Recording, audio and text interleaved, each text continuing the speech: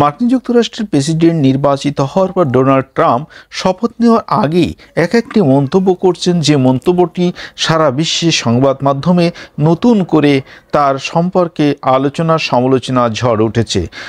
পানামার কাছ থেকে পানামা খালের নিয়ন্ত্রণ নেওয়ার হুমকি দেওয়ার পর এবার ডেনমার্কের কাছ থেকে গ্রিনল্যান্ডের নিয়ন্ত্রণ নেওয়ার ইচ্ছা পোষণ করেছেন ডোনাল্ড ট্রাম্প। সামাজিক যোগাযোগ মাধ্যমে সেই ইচ্ছার কথা জানিয়েছেন যুক্তরাষ্ট্রের নবনির্বাচিত এই প্রেসিডেন্ট। চলুন জেনে নেওয়া যাক এ সম্পর্কে আজকের বিস্তারিত আলোচনা। রোববার পেপ্যালের সহ-প্রতিষ্ঠাতা কেন হাওয়ারিকে ডেনমার্কের মার্কিন রাষ্ট্রদূত হিসাবে মনোনীত করার সময় গ্রিনল্যান্ডকে মার্কিন নিয়ন্ত্রণে আনার চেষ্টার কথা প্রকাশ করেছেন তিনি। গ্রিনল্যান্ডের দিকে নজর ট্রাম্পের এবারই প্রথম নয়, এর আগেও 2019 সালে তিনি প্রেসিডেন্ট হিসাবে প্রথম মেয়াদের সময় গ্রিনল্যান্ডকে মার্কিন নিয়ন্ত্রণে নেওয়ার ইচ্ছা পোষণ করেছিলেন। তবে ওই সময় ডেনমার্ককে তার প্রস্তাব প্রত্যাখ্যান করেছিল। গ্রিনল্যান্ড কেন পেছনে ট্রাম্পের আগ্রহের কারণ হিসাবে রয়েছে দ্বীপটির প্রাকৃতিক সম্পদ ও ভূ রাজনৈতিক গুরুত্ব। তবে এই সময় ডেনমার্কের কর্মকর্তারা বলেছিলেন তাদের রাষ্ট্রের অংশ এই স্বায়ত্তশাসিত অঞ্চল বিক্রির জন্য নয়।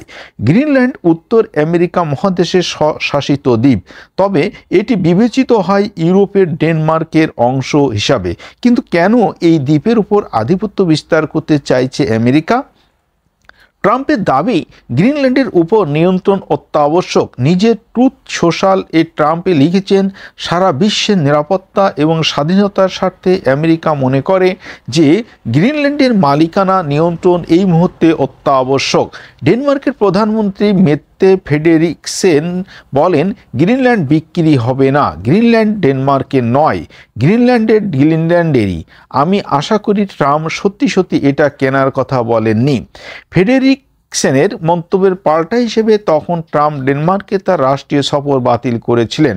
গ্রিনল্যান্ডের উত্তর পশ্চিম উপকূলে আমেরিকা মহাকাশ বাহিনীর ঘাঁটি পিটুফিক স্পেসবেক, আগে যেটা নাম ছিল এয়ারসেস নামে পরিচিত ছিল, এই জন্যই গ্রিনল্যান্ডের দখল আমেরিকা নিজের হাতে রাখতে চায় বলে মনে করা হয়।